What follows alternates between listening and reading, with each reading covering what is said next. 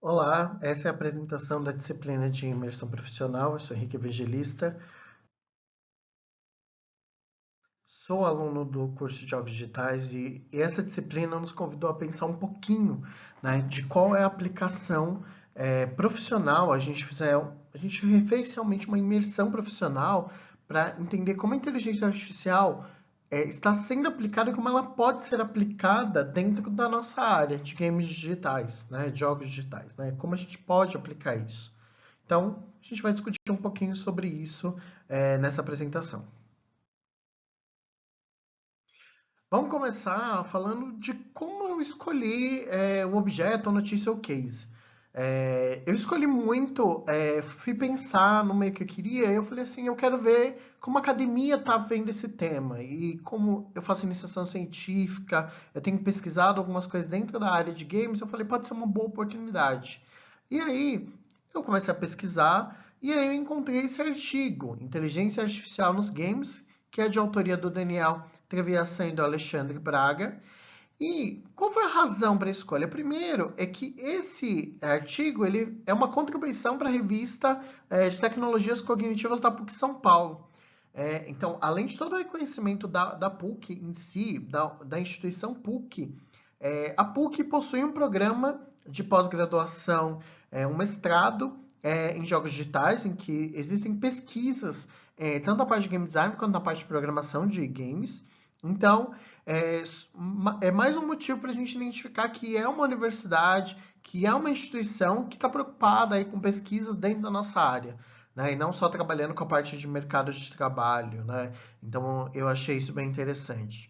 Fora isso, quando eu vi o artigo e eu me interessei por artigo, eu fui pesquisar um pouco o histórico dos autores.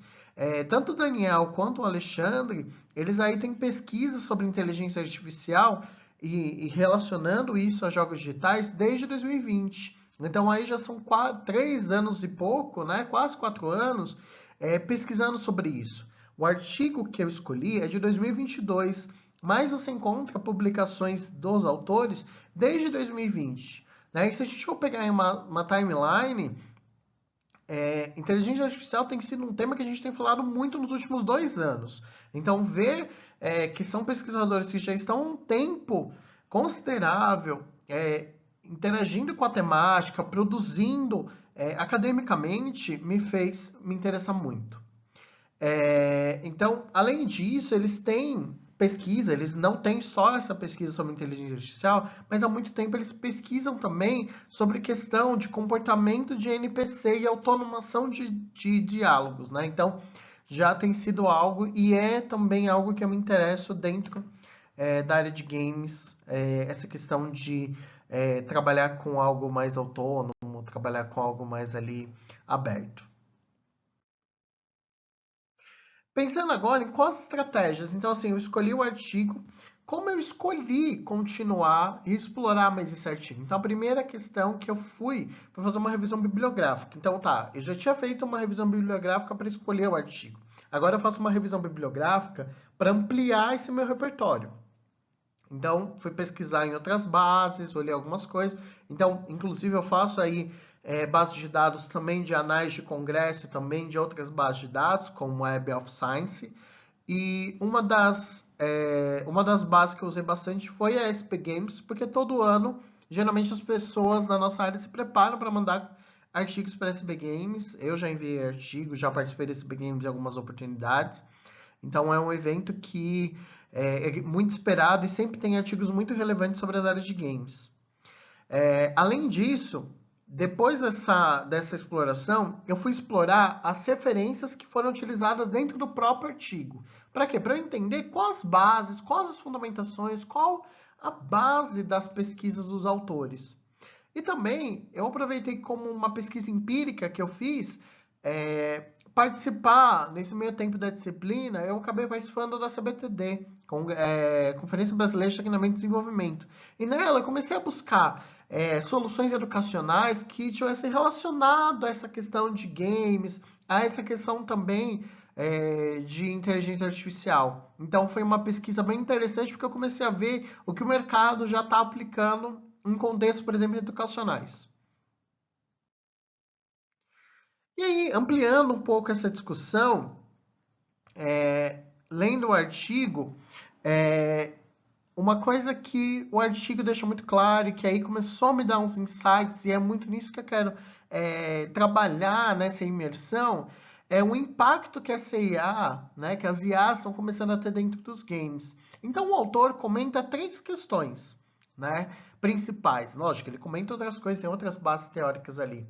Mas a primeira delas é a evolução dos NPCs, de comportamentos simples para ações mais complexas. Se a gente for olhar alguns jogos hoje, se a gente for pegar o Fortnite é um jogo que eu conheço, já tive na função de jogador, já tive na posição de jogador, hoje eu admiro muito por algumas questões de game design, também pela questão de comunidade, da função do criativo, mas é muito comum se você assistir gameplays de Fortnite, você ouvir falando assim, eu não sei se fulano é bot ou não. Esses bots são NPCs, que são personagens que você não joga, mas eles são tão complexos que você às vezes tem dificuldade de entender se aquele comportamento que ele está tendo é um comportamento de um player real ou de um player de um NPC. Então, isso tem cada vez mais aprimorado pela inteligência artificial, que tem identificado jornadas, estilos de jogadores, o modo que as pessoas jogam, os comandos que são dados, para criar cada vez mais NPCs ou personagens não jogáveis, criar bots, seja lá a forma que o jogo quiser chamar, de uma forma complexa. Então você pega aquele jogador iniciante que talvez você não queira jogar, colocar ele num lobby, numa partida com várias pessoas que já jogam um bom tempo, que já têm uma experiência, já estão em outra parte do círculo ali dourado, de imersão, eles já têm uma outra proposta dentro do jogo, né? De se tornar ali, tem um estilo de jogador mais focado ali na tryhard, né? De ser mais hard, mas você coloca ele ali para experimentar nele e ele não vai sentir que ele está jogando com bots. Então isso é muito interessante. Outra coisa que ele coloca é a automação de processo e geração de diálogos realistas. Eu acho que esse é um ponto muito interessante que me trouxe alguns pensamentos, né? Eu gosto muito de jogos de experiências gráficas, né? Eu tenho Life is Strange como um dos jogos modelos na minha vida, e eu fico imaginando se pelo menos pedaços de um jogo como Life is Strange eu pudesse ter diálogos personalizados, né? A partir da minha resposta, a partir dos meus sentimentos, ele fosse criando jornadas, né, a partir de inteligência artificial. Talvez isso traria uma questão muito legal. E o último ponto que ele acaba trazendo também é essa questão de melhorar as narrativas e a imersão do jogador. Então a gente consegue evitar ali furos de narrativa, talvez, que você está tão imerso ali na construção do jogo e acaba algumas coisas passando. E aí você só vai sentir quando está lá na frente no público final. Então a IA pode te ajudar a prever esses problemas, né? Esses furos de narrativa e a partir disso a gente ter realmente algo mais equilibrado e também ali contribuir com o círculo dourado, que o jogador fique imerso, não tenha furo de narrativa, não quebre essa expectativa que ele cria. Ainda falando sobre essas considerações que o artigo trouxe, ele faz muito que pode ajudar a gente a resolver desafios técnicos. Então, tempo de produção, criar entradas para jogador. Então, tudo isso eu entendo que a inteligência artificial consegue ajudar a gente a criar prompts encapsulados, mais otimizados, né? E também ele traz aí um ponto de soluções promissoras. Então, coisas que ainda a gente não está usando, mas técnicas de aprendizagem profunda, então a partir de jornadas que o jogador vai tendo, sabe aquela quebra de você desenhou o jogo para funcionar de uma forma, mas o jogador quebra isso? Imagina essa inteligência artificial está o tempo todo aprendendo junto com os jogadores e cria novas jornadas. O jogo sempre vai estar em atualizações e pode dar insight para os desenvolvedores, né?